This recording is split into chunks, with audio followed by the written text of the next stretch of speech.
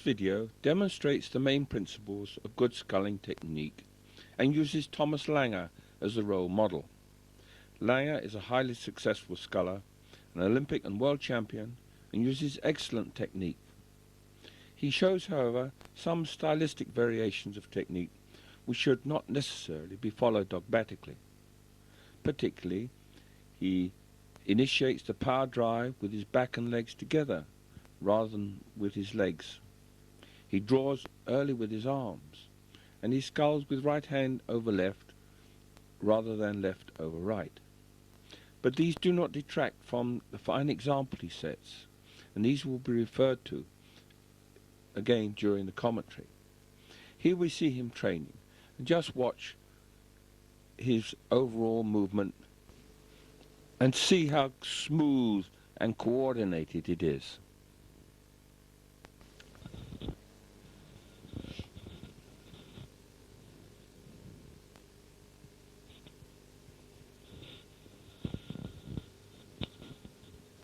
Now we can look at his movement in greater detail. Here he is, just moving now up onto his front stop, evenly balanced on his feet, well extended, and there you see a really strong front stop position, head up, shins upright, arms extended, shoulders forward, back firm, reaching over the thighs. Blades are squared, ready to take the catch. A quick lift of the hands covers the blade before the pressure is applied to the stretcher. Pressure comes from the feet, and then the back opens almost immediately. The arms and shoulders are relaxed and extended as the drive of the back follows with the drive of the legs, and the whole body opens. And then just beyond, as the legs begin to finish, so the arms and shoulders begin to draw to continue the acceleration of the blade in the water. And the body's hanging its weight onto the sculls, and the arms draw into the finish just to complete the acceleration of the blade. A good strong position at that back stops, not too far back, elbows up, then the hands drop and lead away forward. Sculls are rolled onto the fingers as the hands draw the body forward, body up, and as the hands go over the knees so that the slide can begin to run and allow the body to move over, and the movement of the whole center of gravity is smooth and easy forward. As the hands draw out, the body reaches more and more as it comes up the slide, beautifully balanced on his feet until he's halfway forward, and by that time his body is reached as far as it needs to reach, and all he has to do is to let the slide run and the boat run up under him to bring him back onto the front stop position again. The wrists turned out to follow the blade around the pin, and you have him ready again to take the catch, and off he goes.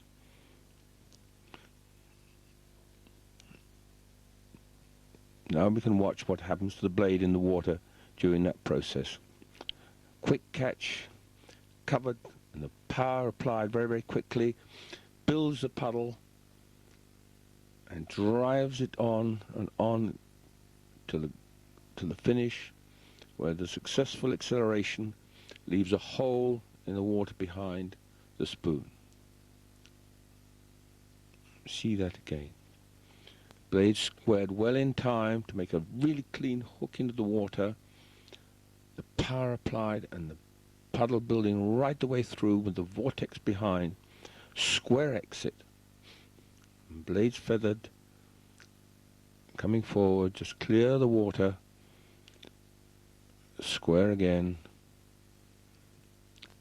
A lock achieved by lifting those hands before the pressure is applied, and the acceleration achieved right the way through the stroke. Now we see how that coordinates with the actual body movement. There it is, right out on the front stop again, poised above the water, blades squared, cover. Now the power is applied as soon as the blades are covered, not before. The legs drive back and the body opens, producing that acceleration of the blade through the water, visible by the way in which the puddle is developed and built right the way through to the finish, to a square extraction. And the hands run down smooth and easily. The blade comes out really sweetly. And now you can see him in the race situation. The same easy movement forward,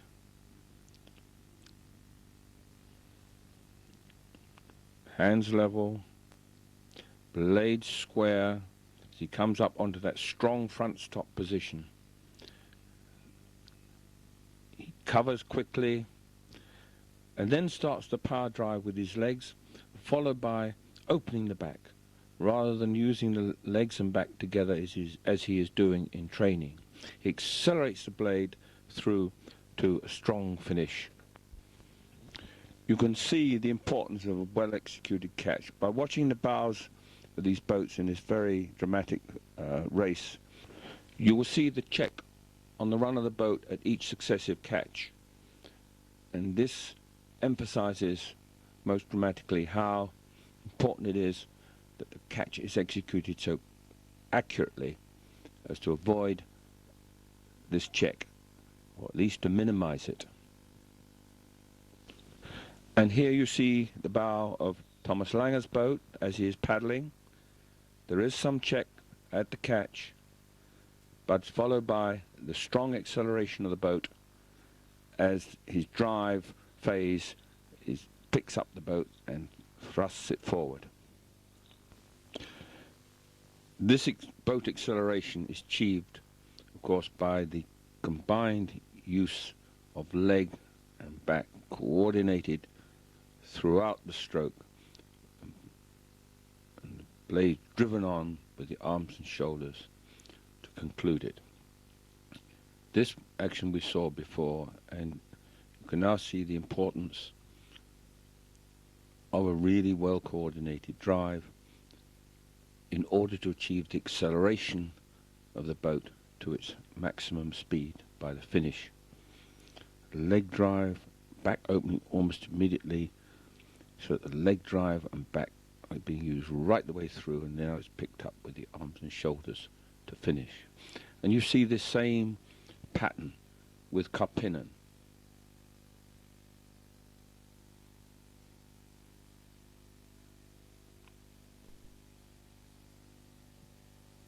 Watch now. Leg drive, back opening almost immediately, arms beginning to draw to accelerate the blades to the finish. Kolbe taking a little bit more leg drive but before he opens his back, but still using his back through a great part of the stroke while his legs are still driving, and the additive force gives a maximum peak well before the right angle. And here we see the force time curve that this good coordination of leg, back, arms and shoulders will provide. A quick onset of power, driving to a maximum between 70 and 90 degrees to the line of the boat, and while the power then falls off, the back, arms and shoulders are able to maintain the acceleration of the boat to the finish.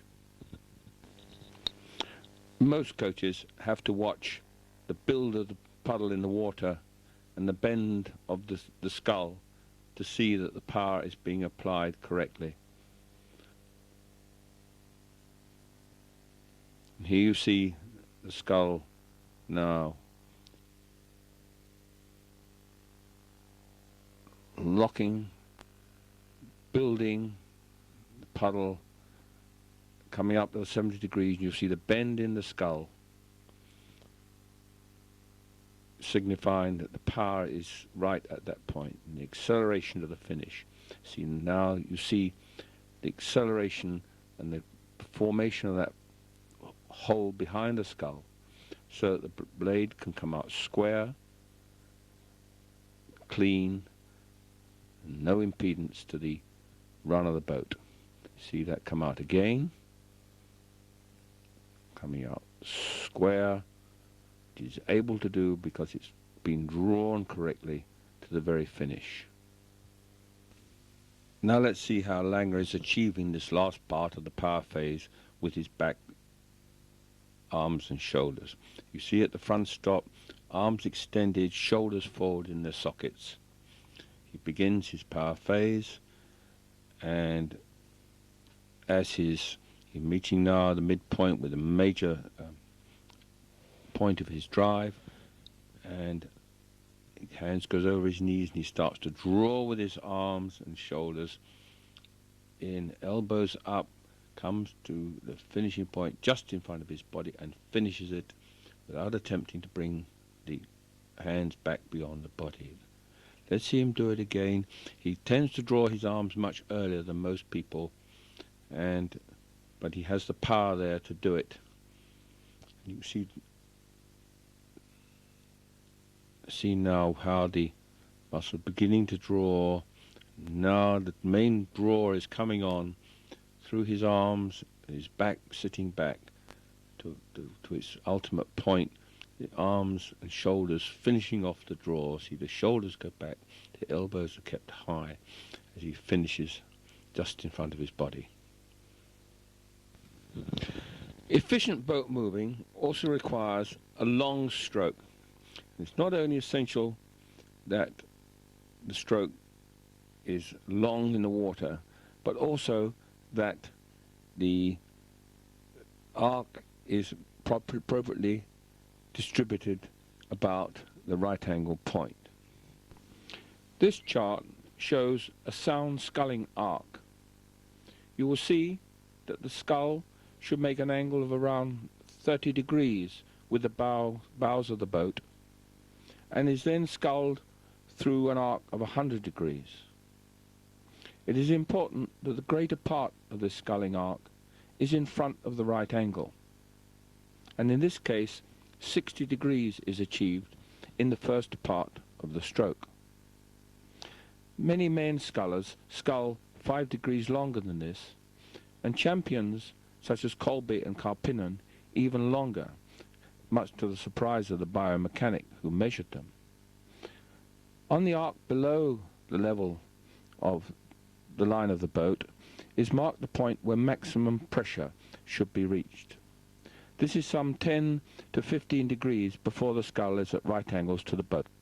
It's quite simple to measure these angles by taking a photograph or video shot from a bridge as the boat passes underneath, and here you see a double at full stretch forward, and just by marking the screen you can quite easily measure the angles actually achieved at the point of entry. It's usually necessary to make 2 or 3 passes underneath the bridge in order to get a vertical shot down on the boat, both at the catch and here you see at the finish, making sure you've got the right point of extraction at the finish there.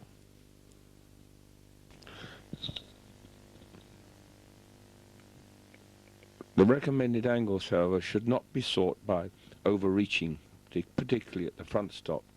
And remember that good front stop position has to be there in order to achieve a successful power phase. And overreaching will only damage that. Similarly, if the finish angle is sought by sitting back too far, you become in a weak position, which will affect the smooth ease the recovery, besides pressing the bow down and impeding the run of the boat.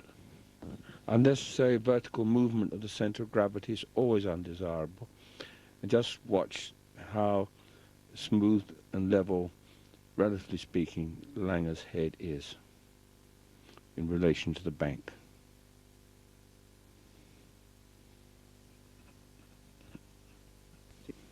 It is important that power is applied symmetrically to the boat by ensuring that two sculls work in unison. This will ensure that the boat runs perfectly straight. Catches must be timed accurately together with blades uniform height of the water. Finishes similarly must be extracted simultaneously. The movement forward, balanced and controlled, so that he arrives at the front stop in a symmetrical position, and the blades cover to the right depth, so pitches must be exactly matched, and the finishes can be extracted accurately, and the boat will then run on in a straight line.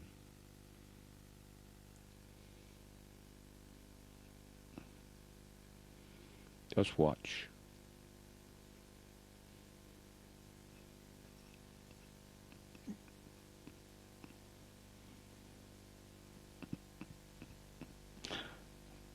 One hindrance to precisely symmetrical movement is, of course, the overlap of the sculls. It is recommended that at the crossover, the left hand passes over the right, and the hands are kept as close together as possible. Lange sculls right over left, and at the crossover, the lower hand lags slightly. This means that in the power phase, as the hands approach the crossing, the lower hand must be drawn a little faster, and after the crossing, the upper hand must be speeded up to bring it into the finish simultaneously with the other. If the hands are crossed one over the top of the other, the difference in power application to the two sculls is minimized. To facilitate this movement, the rig should be adjusted so that the left-hand rigger is set half a centimeter higher than the right.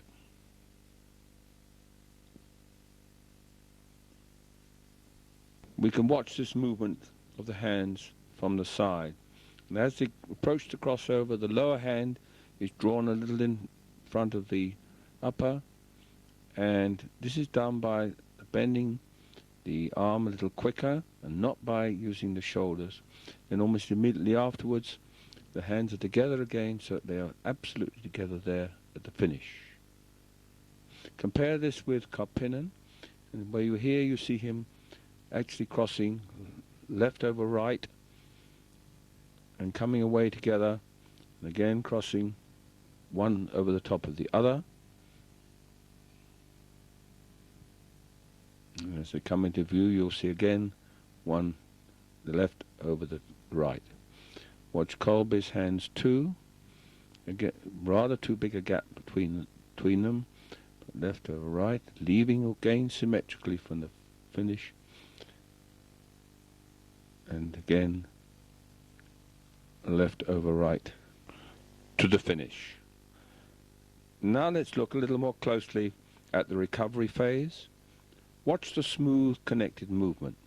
The hands drawing the body forward and the slide moving quietly, and the quiet approach to the front stop is achieved in a calm, relaxed manner so that the catch is connected and the wheels reversed without stopping. Now we see position at the back stops, back firm, head up to keep the back there, and the hands then can begin to move away without the body movement being affected. Hands move away now, and the body follows over, and as the arms go out, so the body follows till the hands are over the knees, and the weight is felt on the feet, and the slide can begin to move. He have a smooth, sequential movement, and as the hands lead out and the slide moves to the halfway point on the slide, where the body will have reached over to the maximum amount it's going to reach, and then the slide just continues and the reach stays the same until he arrives on the front stop.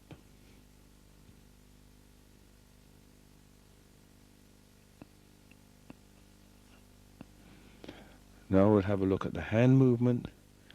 He arrives at the finish, the hands drop and the sculls are feathered, and onto the fingers so that the wrists are flat. And then Lange allows his top hand to precede the lower slightly to the crossover, but it's recommended that the hands cross together. Hands run level to keep the blades clear until they're ready to square and enter into the catch.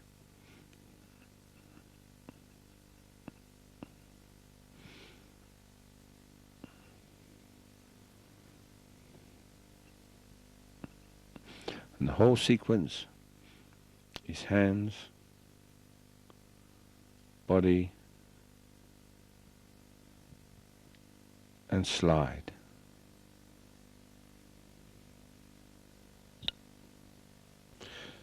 The smooth, linked movements of the recovery give Lange the opportunity to reduce the tension in his muscles, to find athletic relaxation, and above all to establish a rhythm in the whole of the cycle. The calmness of the recovery contrasts with the quickness of the catch and the dynamic thrust of the power phase, and this provides the rhythmic timing which allows him to move with precision and to apply power effectively and consistently over the whole 2,000 meters of the race. The calmness and confidence of the recovery has to be there at race rate as well as in the paddling, or the dynamic sharpness of the power phase will be blunted. The sculler must sense the rhythm, just as he must sense and feel many other things.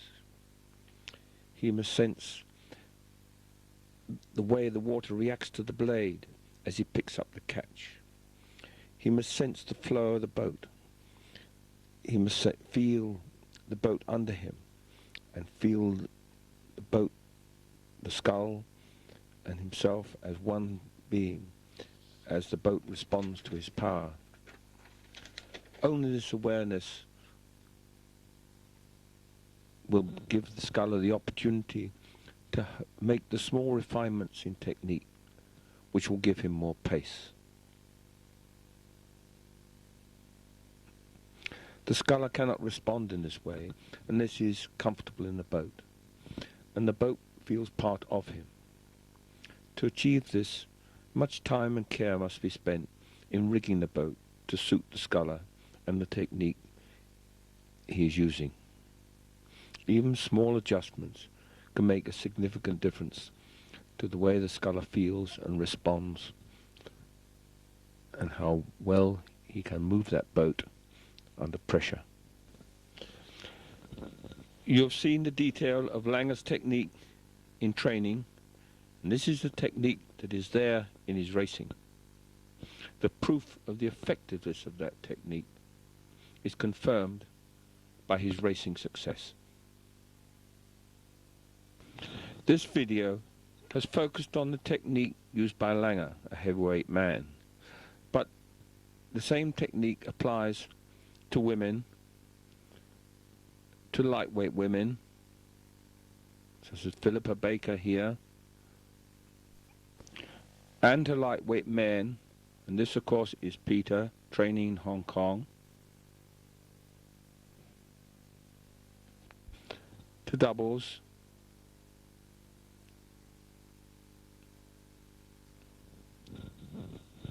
and to quads, whether men or women. And here we see the Chinese women,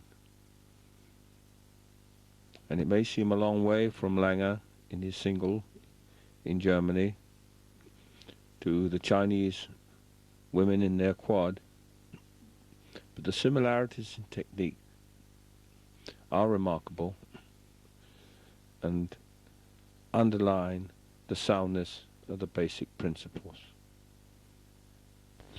This video was produced by Ron Needs for British International Rowing with the cooperation of some of the coaches of the British Olympic Rowing Squad. We would particularly like to thank the Ratzeburg Ruder Academy and the German Rowing Federation for their generosity in providing the excellent video material of Thomas Lange in training. Now you may like to spend a few more minutes watching the smooth athletic grace of Thomas Lange, the beauty of his movement matching the soft rhythms of the music.